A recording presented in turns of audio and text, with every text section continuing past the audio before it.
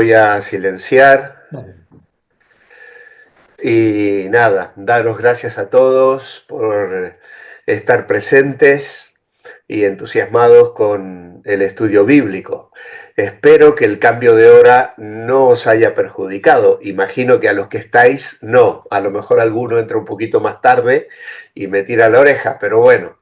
Es que aquí en invierno también la noche cae muy pronto y entonces intentando terminar también no tan tarde y tener una hora prudente, que imagino que aquellos que estáis en mitad de la tarde, que sea media hora antes o media hora después, tampoco puede afectar mucho. Aquí en España sí, a algunos que trabajan en el comercio, a lo mejor les venía un poquito mejor media hora más tarde, pero bueno, así todo, tienen tiempo de llegar a casa y de poder unirse.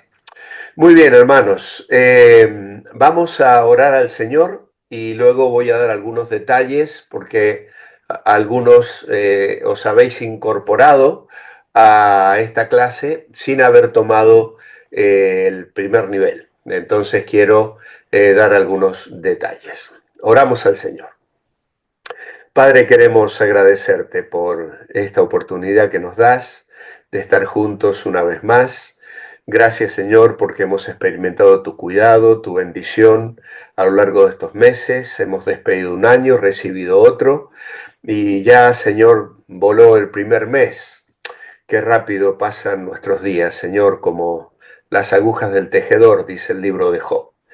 Pero tú eres un Dios soberano, un Dios de amor, de gracia y misericordia, y estás sobreviviendo nuestras vidas permanentemente. Nada escapa a tu control. Por eso te alabamos y te bendecimos, y te pedimos, Señor, que en esta hora nos bendigas al empezar o recomenzar otra vez nuestro estudio en fundamentos de la fe.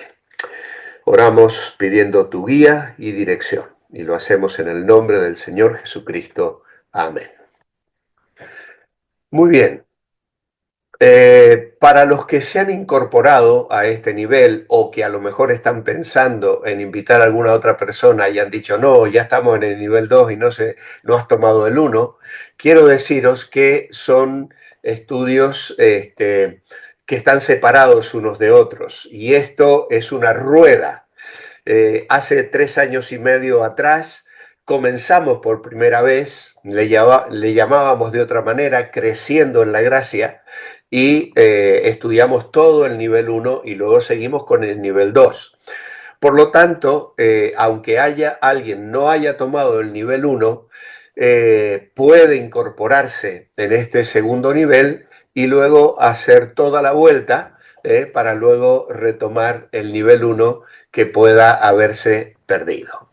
Obviamente que los temas van siendo cada vez más profundos. El nivel 1 es el ABC de la vida cristiana, los fundamentos de la fe, la seguridad de salvación, la lectura de la Biblia, la oración, y como vamos a ver ahora, vamos a ir tomando temas un poquito más profundos. Muy bien, voy a compartir entonces en la pantalla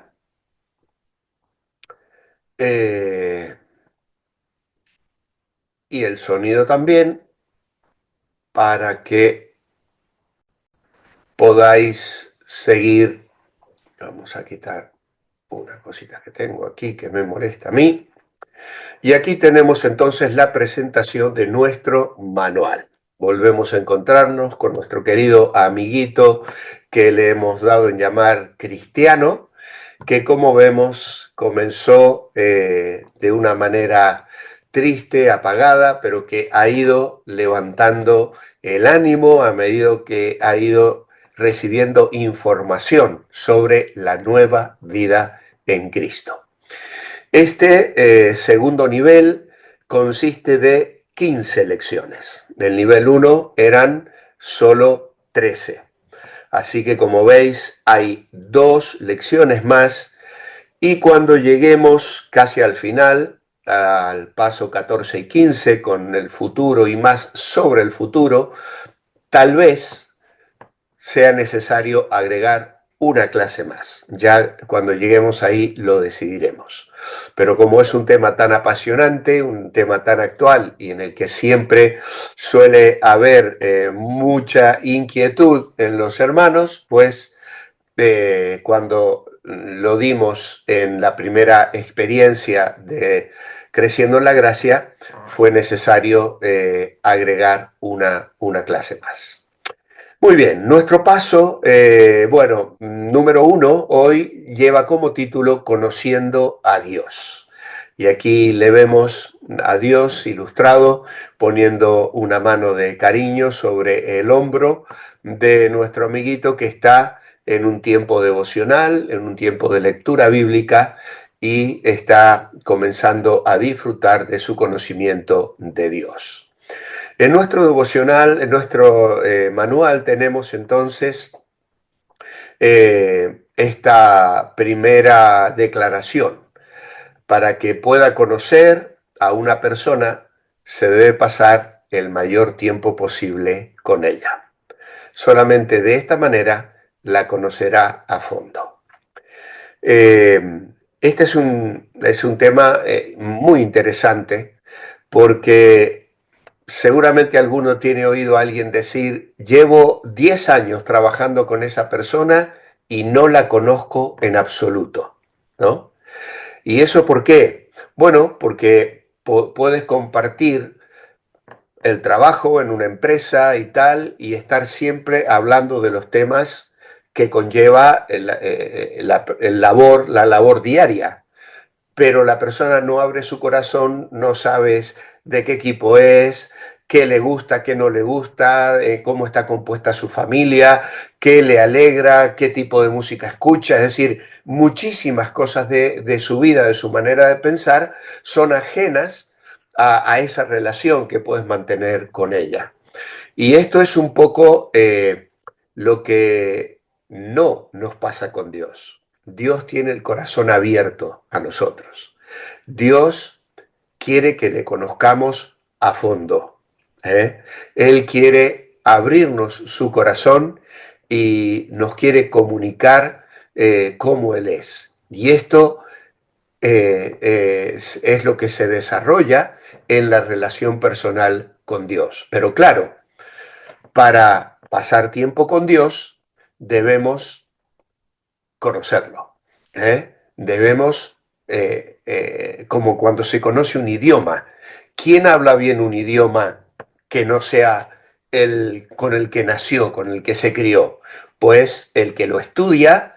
eh, Aquí en España se acostumbra, especialmente durante la época de universidad o de estudios, que los jóvenes viajen y hagan 3 meses en Inglaterra, 3 meses en Estados Unidos, un mes, lo que sea.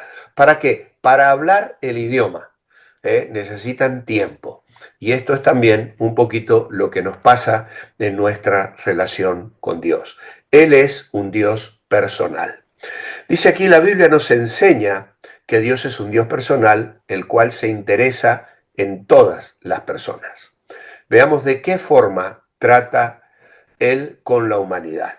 Y lo primero que tenemos aquí es el Salmo 139 y se nos hace una pregunta. ¿Qué es lo que Dios conoce de nosotros? Bueno, el Salmo 139, versículos 1 al 3, es un salmo conocido, incluso hasta cantado, ¿no? Hay canciones y letras que solemos entonar en nuestras iglesias que hablan de lo que este salmo expresa. Oh Jehová, tú me has examinado y conocido. Tú has conocido mi sentarme y mi levantarme. Has entendido desde lejos mis pensamientos. Has escudriñado mi andar y mi reposo, y todos mis caminos te son conocidos. Así que, aunque a veces no consentimos que la gente nos llegue a conocer por completo, porque tememos que descubran algo nuestro que no les guste, aquí el salmista nos da una información asombrosa. Dios ya conoce todo acerca de nosotros. Y Jesús agregará en Mateo 10:30 que incluso el número de nuestros cabellos en nuestra cabeza están contados. Claro, nos parece imposible, ¿no? Pero lo dijo Jesús porque él quería que entendiésemos que Dios nos conoce, está con nosotros en cada situación, en cada prueba, nos protege, nos ama, nos dirige, nos conoce y nos ama totalmente.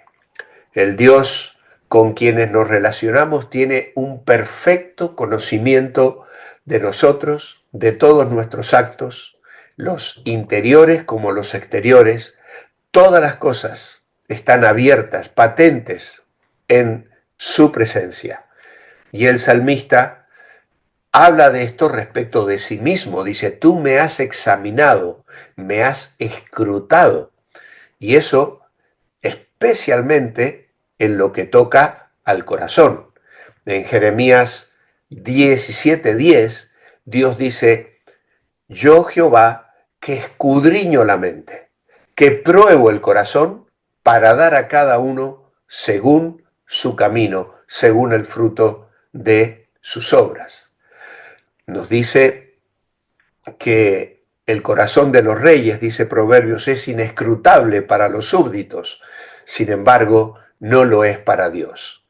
Él conoce cada detalle, cada pensamiento, nuestro andar, nuestro reposo, nuestros caminos, todo lo que hay en nuestra mente y en nuestro corazón, la intención que hay detrás de una palabra cuando es usada, incluso para ocultar el pensamiento.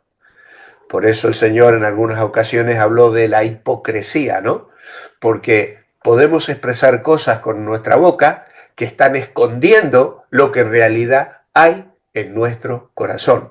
Así de complicados somos los seres humanos, pero al Señor no le podemos engañar. Así que el Señor nos conoce, nos cerca, no podemos escaparnos si seguimos leyendo el Salmo 139 en el verso 5, en el verso 6 va a decir que Él nos tiene cercados como una ciudad está cercada y no hay escape posible a ese punto. Lucas 5, 18 al 20 nos dice de un hombre que es traído al Señor cuando Él está enseñando a la multitud. Unas personas le trajeron como paralítico, ¿para qué? Para que lo sanara. Creo que es otra historia muy conocida. El Jesús no se molestó por la interrupción, al contrario, pero ¿qué hizo por el paralítico? Bueno, creo que sabéis que en los tiempos bíblicos las casas se construían de piedra, con techos planos de barro mezclado con paja. Habían escaleras exteriores que conducían al techo, y estos hombres llevaron a su amigo por las escaleras al techo para luego sacar el barro y la paja que estaban mezclados y abrir un agujero y bajarlo donde estaba Jesús, porque la casa estaba tan llena de gente por dentro y por fuera que era imposible que ese hombre llegara a los pies de Jesús. Ahora, no fue la fe del hombre enfermo lo que impresionó a Jesús, fue la fe de los amigos. Y sanó al hombre. Para bien o para mal, nuestra fe influye en otros. No podemos hacer de otra persona un cristiano, pero sí podemos hacer mucho con nuestras palabras y nuestras acciones y con nuestro amor a fin de darle a las personas la oportunidad de decidir. Estos amigos llevaron al paralítico. ¿Y qué hizo Jesús con el paralítico? Pues la gran sorpresa de los líderes que estaban allí en ese momento fue que Jesús se dirigió al paralítico en el verso 20 y dice, al ver la fe de ellos, le dijo, hombre, tus pecados te son perdonados. Y claro, en el verso 24 nos dice que Jesús dijo, pues para que sepáis que el Hijo del Hombre tiene potestad en la tierra para perdonar pecados, dijo al paralítico: a ti te digo, levántate, toma tu lecho y vete a tu casa. Jesucristo tiene poder en la tierra para perdonar pecados. Ese era el punto central que Jesús quería demostrar. Y él se arroja a esa prerrogativa de perdonar pecados porque era exclusivo de Dios. Y claro, aquellos hombres que comenzaron en sus corazones a cavilar y a decir que él estaba blasfemando de alguna manera, él les dirá: pues mira, aquí tenemos un hombre paralítico con pecados, y si no soy capaz de curar su enfermedad con mi palabra, podéis decir que tampoco tengo poder para perdonar sus pecados. Pero si puedo curarle, debéis reconocer que también puedo perdonar sus pecados. Y al aceptar el reto, implícito en la secreta murmuración de esos fariseos y escribas, el Señor le dice: levántate, toma tu cama y vete. Ellos deben admitir, claro, no había falacia, no había engaño en lo que Jesús estaba haciendo, no había trampa. ¿Por qué? Porque Jesucristo es Dios. Y esto queda claramente. Él sabía lo que había en el corazón del paralítico, él sabía lo que había en el corazón de los amigos del paralítico que le trajeron, y él también conocía los pensamientos íntimos de los fariseos y de los escribas. Y entonces él hace lo que ellos decían que solo Dios podía hacer, para que sepáis que el Hijo del Hombre tiene autoridad para perdonar pecados, y así queda patente que Él era Dios. Ahora bien, otro día Jesús invitó a Leví, un conocido pecador, para que lo siguiera, en Lucas capítulo 5, versículos 30 al 32. ¿Por qué criticaron a Jesús? Porque este Leví o Mateo decidió hacer una cena para el Señor, una comida, e invitó a los publicanos a que se sentaran a la mesa. Y entonces los escribas y los fariseos murmuraban contra los discípulos diciendo: ¿por qué coméis y bebéis con publicanos y pecadores? Jesús les dijo: los que están sanos no tienen necesidad de médicos, sino los enfermos. Así que, ¿cómo respondió a las críticas por asociarse con pecadores? Jesús les dijo que Él vino a buscar pecadores para llamarlos al arrepentimiento. En toda esta porción, que hallamos también tanto en Lucas como en Mateo y en Marcos, no es la historia de un milagro de la naturaleza, pero sí una maravilla de su gracia. Fue un milagro de la gracia que el Señor llamara a un cobrador de impuestos. Desde la misma mesa de los impuestos donde él, que se había vendido al Imperio Romano, era criticado, despreciado por todos sus conciudadanos judíos, ahora es llamado para ser un discípulo y un seguidor. Con esto, Jesús ganó la reputación, que es fruto de la envidia, de ser amigo de publicanos y pecadores. Ahora, fue también un milagro de la gracia que su llamada fuera eficaz. Este cobrador de impuestos, aun cuando no sabemos que hubiese tenido antes alguna inclinación a cosas religiosas, no sabemos, la Biblia no nos dice nada de quién era Mateo, cómo estaba formada su familia, ni qué inquietudes podía haber en su corazón, pero dice que dejándolo todo se levantó y comenzó a seguirle. Y esto nos habla de que no hay corazón demasiado duro para la gracia del Espíritu Santo, ni existen dificultades en el camino de la conversión de un pecador que no puedan ser superadas por el poder de la palabra de Cristo. Y fue igualmente una maravilla de su gracia, no solo que admitiese a su compañía familiar a un publicano convertido, sino que no desdeñase verse acompañado de publicanos inconversos.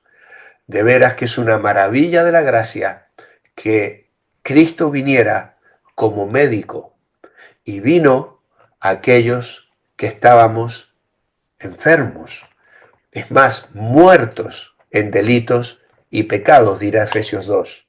Y Él vino como Salvador de pecadores, de los peores pecadores.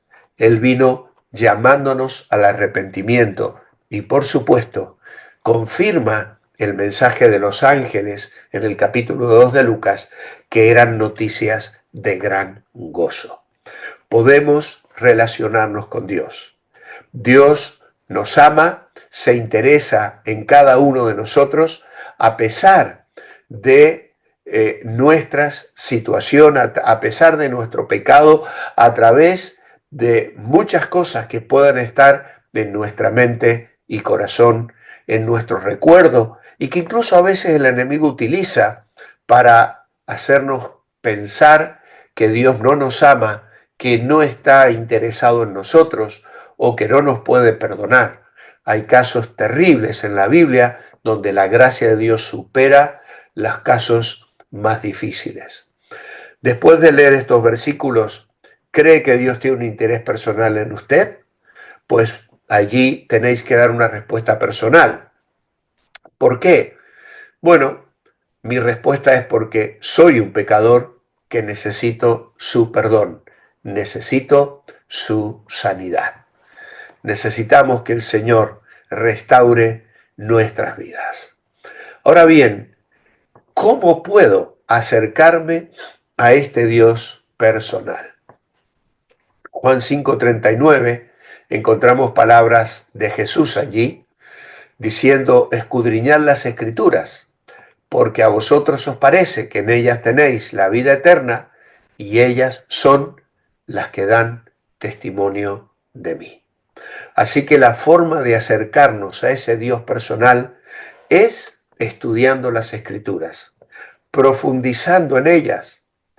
Claro, los líderes religiosos sabían lo que decía la Biblia, pero no aplicaban sus palabras a la vida, conocían las enseñanzas de las Escrituras, pero no reconocieron al Mesías que las Escrituras señalaban. Conocían las leyes, pero no vieron al Salvador. ¿Por qué? Porque estaban enclaustrados en un sistema religioso y se negaron a permitir que el Hijo de Dios cambiase sus vidas.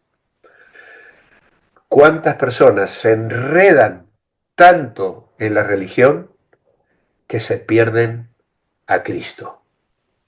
Debemos estudiar la Biblia con toda diligencia y profundizar en cada pasaje cuanto nos sea posible y comparar unas porciones con otras y no solo ver lo que nos enseñan, sino también cumplir lo que nos mandan. Es decir, tengo que vivirlo. Quienes desean hallar a Cristo han de escudriñar las Escrituras, lo cual requiere diligencia en buscar y deseo de hallar. Hemos de buscar con mayor empeño que el que lleva a los hombres a cavar en las minas de oro y plata, dice Proverbios, a los buscadores de perlas. Lutero decía: hallamos al infante en la cuna, a Cristo le hallamos en la Biblia. Y precisamente, si quieres conocer a Jesús, tienes que ir a la palabra.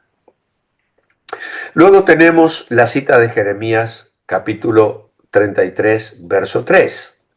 Esta cita dice: clama a mí y yo te responderé y te enseñaré cosas grandes y ocultas que tú no conoces. Y se nos exhorta aquí: clame a Dios, contándole sus alegrías y sus penas, pidiendo su favor. Dios le aseguró a Jeremías que solo tenía que clamar a Dios y que Él contestaría.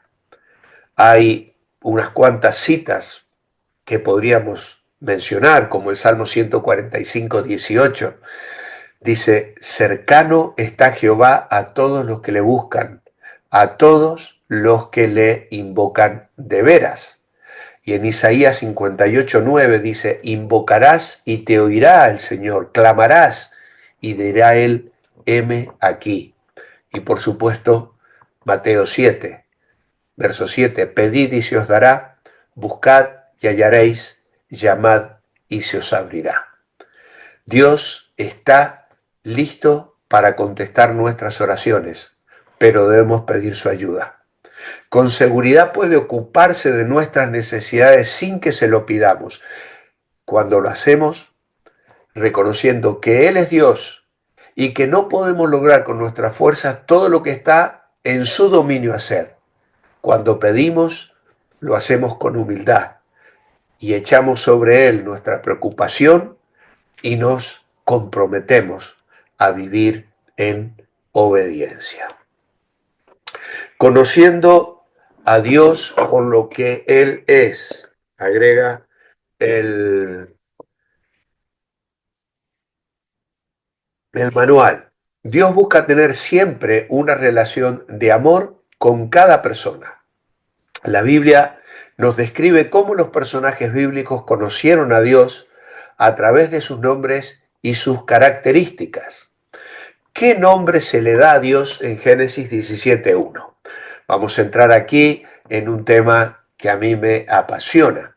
Dice, era Abraham de edad de 99 años cuando le apareció Jehová y le dijo, yo soy el Dios Todopoderoso, anda delante de mí y sé perfecto. Así que aquí el nombre que se le da a Dios es Todopoderoso. El Shaddai sería el nombre en el hebreo. ¿Qué significa para nuestras vidas decir que Dios es todopoderoso? Pues que puede hacer todo lo que necesitamos. Lo que podemos esperar que Dios sea para nosotros. Yo soy el Dios todopoderoso, el Dios todo suficiente, el Shaddai. Con este nombre es como Dios prefirió darse a conocer a Abraham. ¿Por qué no lo hizo con su nombre Jehová, con el que se le dio a conocer a Moisés en Éxodo 6? Dios usó también este nombre con su nieto, con Jacob, y le llamaron con ese nombre. Claro, después de Moisés se usa más frecuentemente Jehová, y este otro muy raras veces nos habla del poder absoluto y total de Dios, ya sea como vindicador, como bienhechor. Él es un Dios todo suficiente y todo necesario, y con Él nada es necesario, sin Él nada es suficiente. A mí me gusta mucho pensar que Abraham conoció a Dios con este nombre tan precioso, El Shaddai, el fuerte que nutre. Hay quienes sugieren que está la idea aquí del alimento materno, una madre alimentando a su bebé, la leche materna. Yo soy el fuerte que nutro, el todo suficiente. Había en ello una ternura sin igual, pero a su vez también un poder tremendo que le confería la seguridad que Abraham, tan débil, tan pequeño, en medio de naciones extranjeras, necesitaba conocer a Dios de esta manera, el fuerte que nutre. Ahora, ¿cuál es el nombre que se le da a Dios en Éxodo 34:14? En Éxodo 34:14 dice, porque no te has de inclinar a ningún otro Dios, porque Jehová, cuyo nombre es celoso, Dios celoso es. Así que el nombre que se le da a Dios en Éxodo 34 es celoso. Ahora, ¿por qué está celoso Dios? Pues eso queda aclarado en los versículos 14 y 15 de Éxodo 34, donde Dios les dice que no tienen que inclinarse delante de ningún otro Dios, ni ofrecer sacrificios a otros dioses, ni hacer alianza con aquellos que adoran y sacrifican a ídolos. No darás tus hijas para tus hijos, ni fornicando sus hijas en pos de sus dioses. ¿Por qué se unía tanto la fornicación con la idolatría?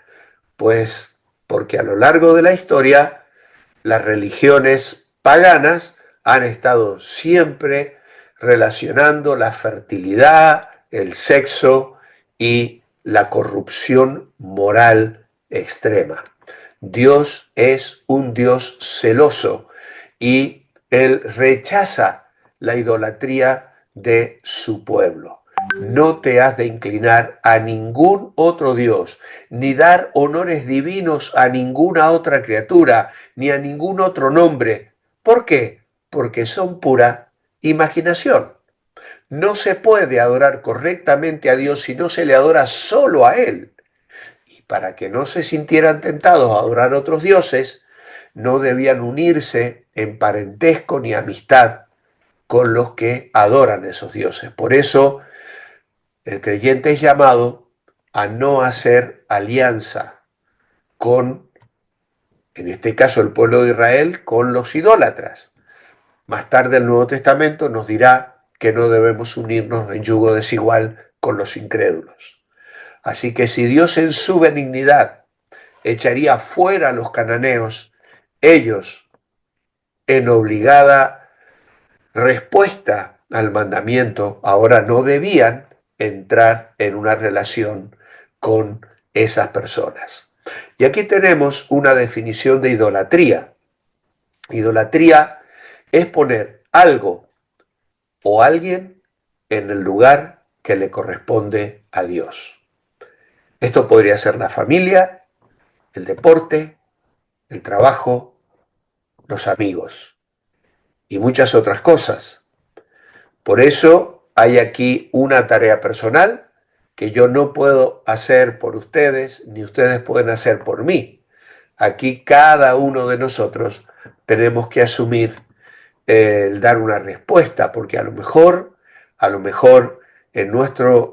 en el caso de alguno, podemos estar dándole prioridad al trabajo, otros a la familia, al dinero, al deporte, al novio, la novia, hábitos, televisión, amigos, cualquier cosa que se instale en nuestra vida como prioridad, como Señor, ocupa el lugar que solo le corresponde al Señor. En Efesios capítulo 2 y verso 14 se nos dice, porque Él es nuestra paz, que de ambos pueblos hizo uno. ¿Y qué quiere decir para nosotros? Que Él es nuestra paz, que Él nos puso en orden con Dios y con las personas. La palabra paz en el griego es la palabra eirene, y significa precisamente orden. Cristo derribó las paredes que las personas levantaron entre ellas. En este caso, Pablo va a hablar en Efesios 2 de cómo gentiles y judíos ahora estaban en un mismo cuerpo que es la iglesia. Así que, debido a que esas paredes se derribaron, podemos disfrutar de una verdadera unidad con personas que no son como nosotros. Y esto es lo que llamamos verdadera reconciliación. Gracias a la muerte de Cristo, todos somos partes de una sola familia. Nuestra hostilidad en contra de otros ha desaparecido. Todos podemos tener acceso al Padre mediante el Espíritu Santo.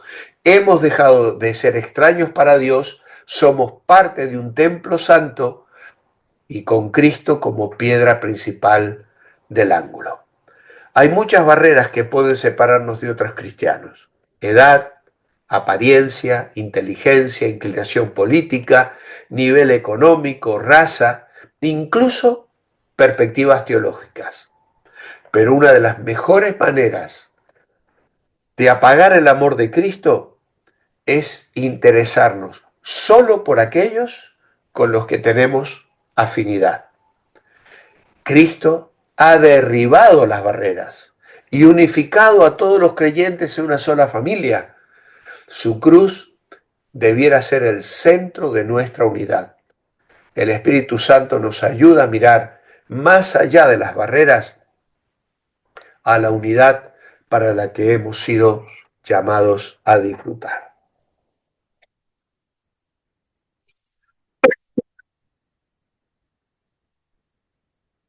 En el Salmo 23, Dios recibe el nombre de pastor. Supongo que todos conocéis muy bien este precioso salmo.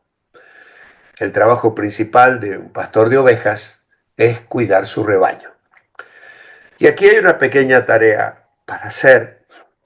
No os la voy a dejar, la vamos a hacer juntos.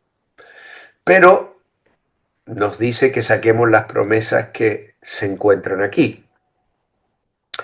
En el Salmo 23, verso 1, dice: el Señor es mi pastor, nada me faltará. Así que nada que podamos necesitar nos ha de faltar. En el verso 3 nos dice que Él ha de renovar nuestras fuerzas, restaurar el alma, confortará mi alma. Luego la segunda parte dice: me guiará por sendas de justicia, por amor de su nombre. Nos ha de guiar por el camino correcto. En el verso 4 dice: aunque ande en valle de sombra de muerte, no temeré mal alguno. Y esto es que nos acompaña en las dificultades, nos protege y alienta. Y en el verso 6 agrega esa frase preciosa: ciertamente el bien y la misericordia me seguirán todos los días de mi vida, y en la casa del Señor moraré por largos días. Así que espero que hayáis podido completar. Lo voy a dejar unos momentitos por si alguno todavía no lo ha escrito. Os vuelvo a recordar que esta clase está siendo grabada, que mañana, ya por la mañana, os enviaré el enlace porque va a estar en los canales de YouTube, tanto en la iglesia como en el mío personal, y podéis luego mirar de nuevo la clase o adelantar e ir a este punto si es que no habéis terminado de completar el apunte. Dice el verso 10, cuando usted lee estos versículos, ¿qué viene a su mente y a su corazón?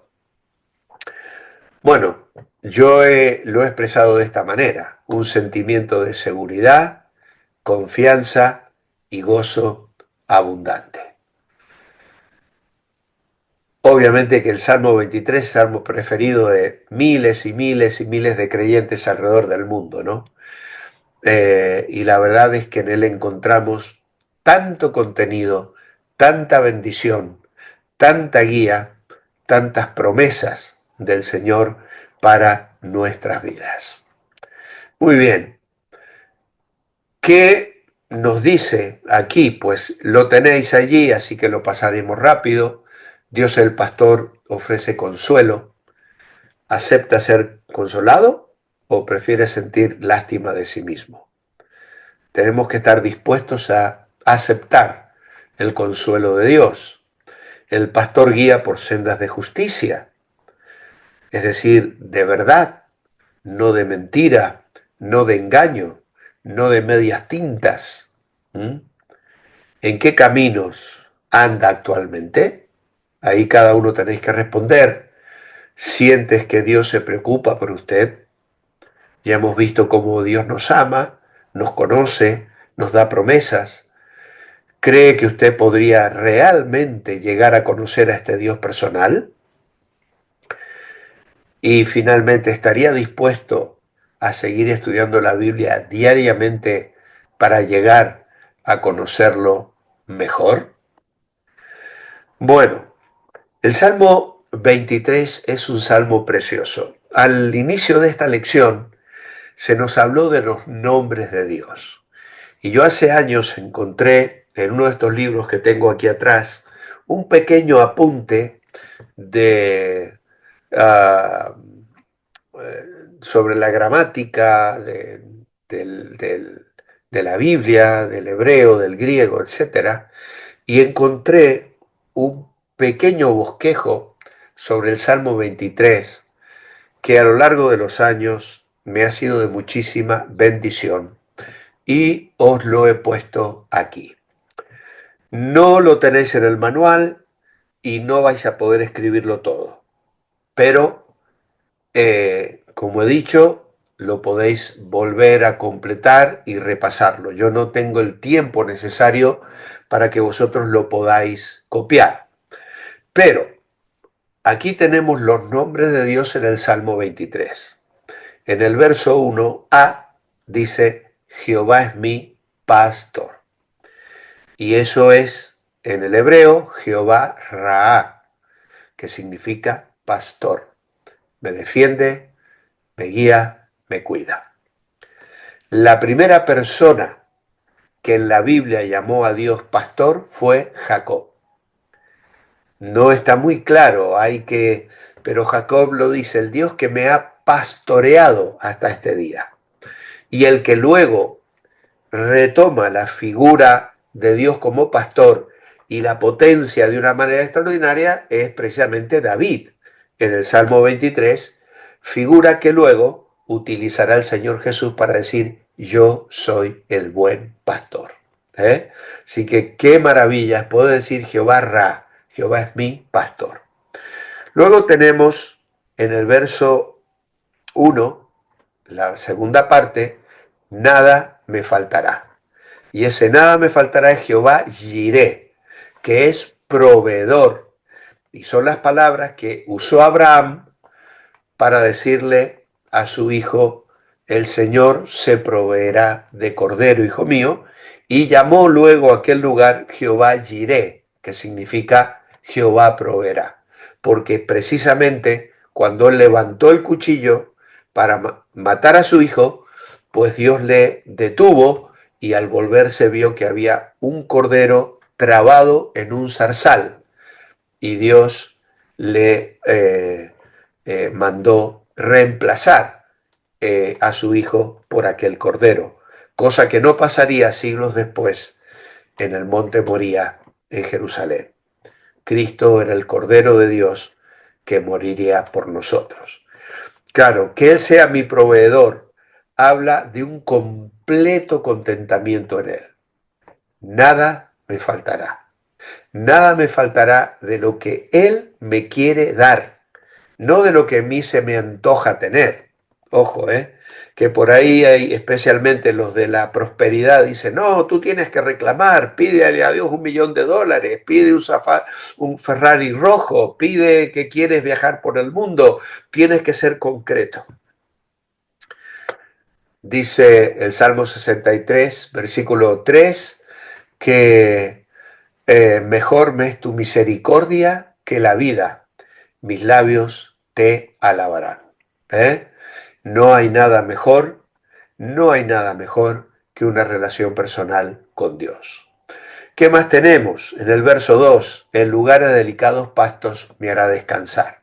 Este es Jehová Shalom. Así le conoció Gedeón en Jueces 6. El Señor es mi paz. Esto nos quita el temor, nos da descanso.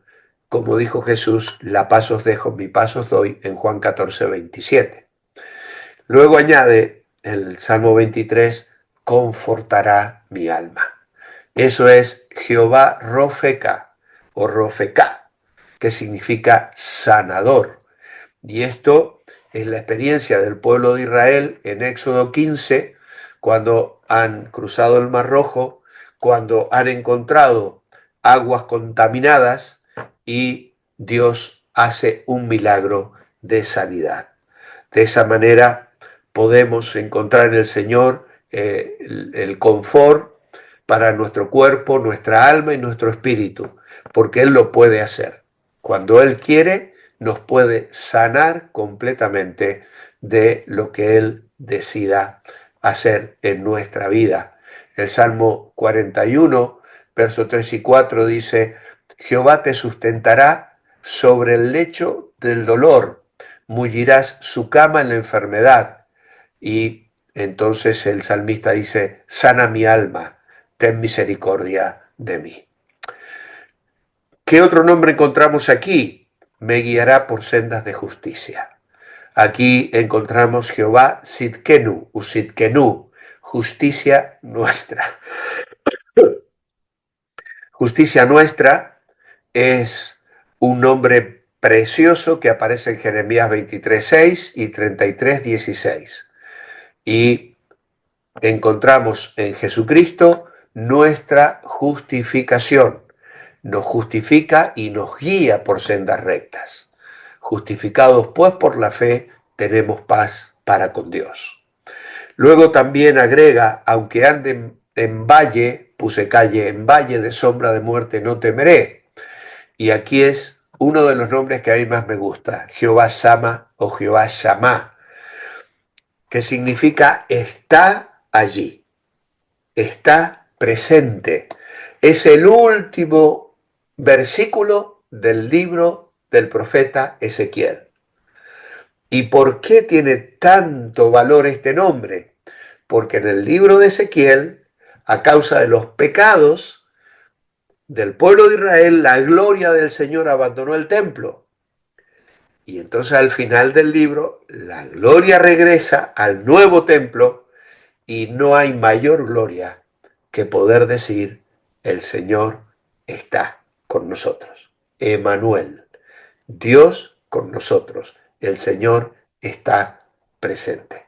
Tanto en los pastos delicados como en medio del peligro del valle de sombra y de muerte. Por eso no temeré mal alguno.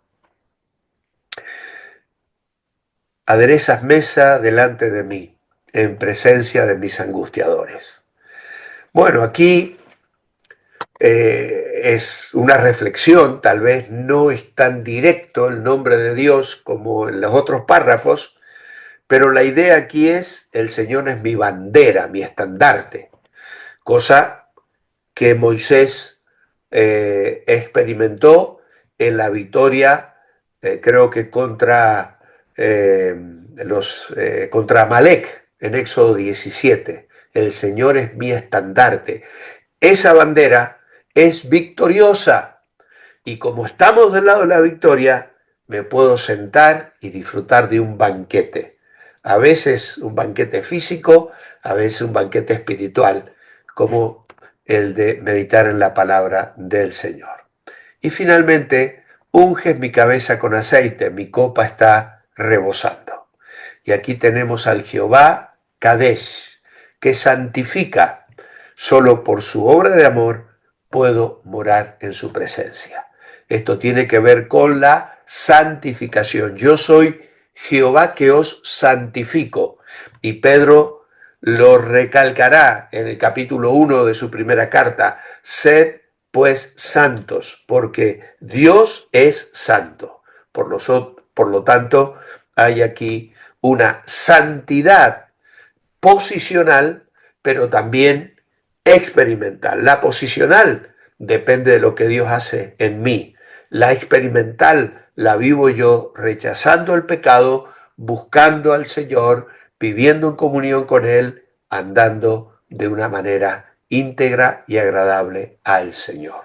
Y se cierra el Salmo con esta seguridad preciosa de que todas estas bendiciones que el Salmo 23 contiene son nuestras. Ciertamente el bien y la misericordia me seguirán todos los días de mi vida y en la casa del Señor moraré por largos días.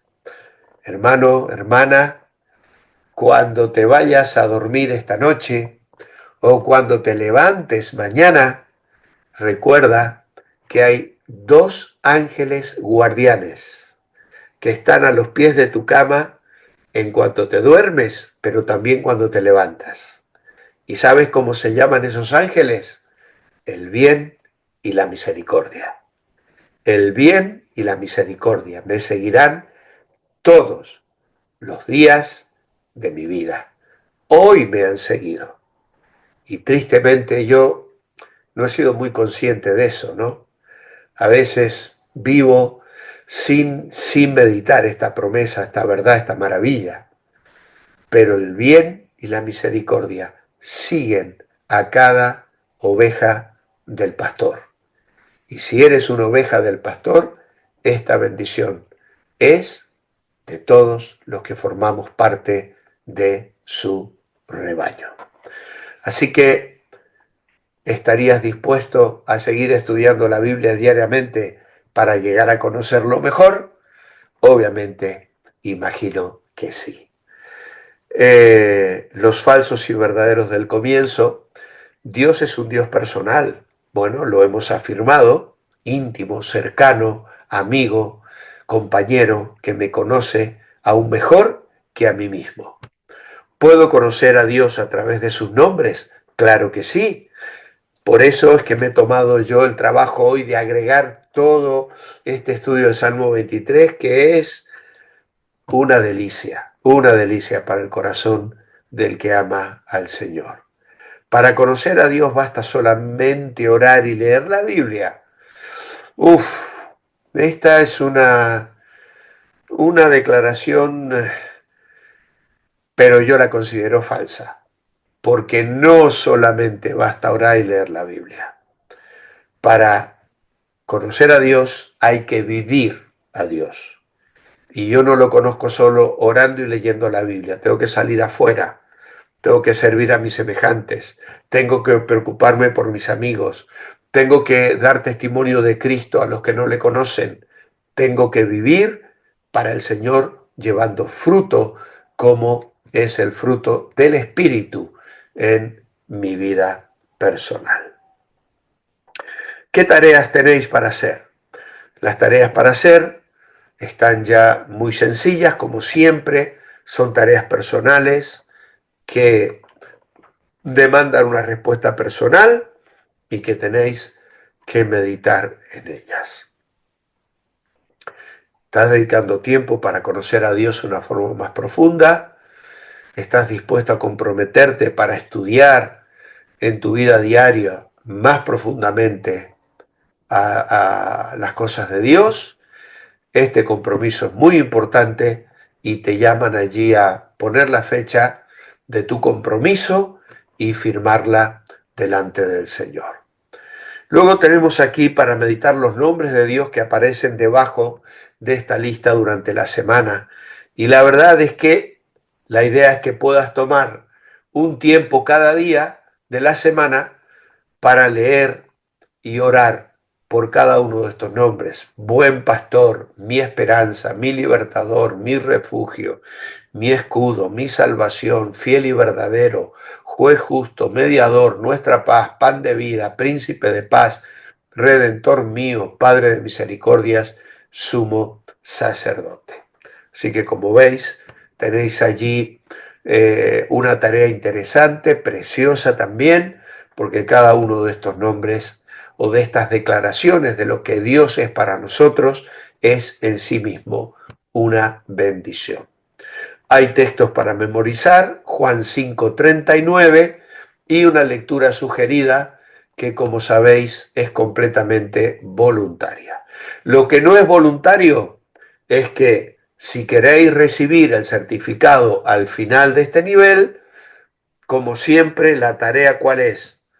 Haces una foto a la página, creo que era 5 y 6 o 6 y 7 del manual, y me la mandas, que yo voy archivando eso para que al final de la clase yo tengo que tener por lo menos el 80% de las tareas completadas para poder emitir el certificado. Si alguno de los que hizo el nivel 1 no recibió el certificado, quizá por un despiste mío, me lo pide por favor. Pero claro, yo tengo que comprobar que tengo las fotografías de las tareas realizadas que me fueron enviadas semanalmente. Yo agradezco que lo hagáis semanalmente. Algunos por ahí me han mandado 6, 7 lecciones juntas. Bueno, yo las he recibido, no he dicho nada, pero no me complica un poco la vida a mí, porque me tengo que pasar media hora archivando, repasando, mirando si las tareas están bien. Entonces, yo preferiría que semana a semana, lo sumo, si te atrasas una semana, vale, pero que por favor asumáis un compromiso para facilitar el trabajo. Yo no tengo de momento secretaria que me ayude, aunque Eli se ha ofrecido a ayudarme, pero también ella tiene muchas cosas ya. De momento lo hago yo. Así que por favor, os ruego que intentéis completar las tareas y enviarlas en el tiempo que corresponde. Así que muchas gracias a todos por estar allí. Voy a dejar de grabar, de modo tal que si alguno quiere hacer alguna pregunta, este sería el momento para hacerlo.